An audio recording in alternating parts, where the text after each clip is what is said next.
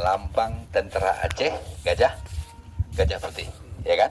Kemudian Benar Meriah menjadi seekor gajah putih, dan kemudian Benar Meriah mengajarkan kepada Sang Hidil bagaimana menjinakkan gajah putih.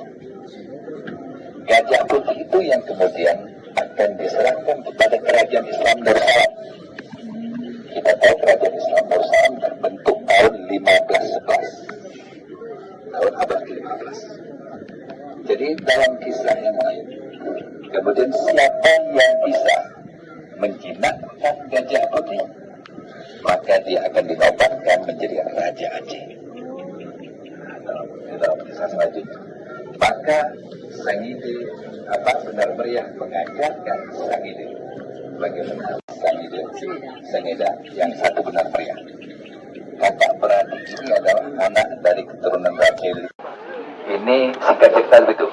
Nanti kalau mau tahu kisah panjangnya, bisa kita cerita di Bali itu. Oke, baik. Sekali itu tambahan.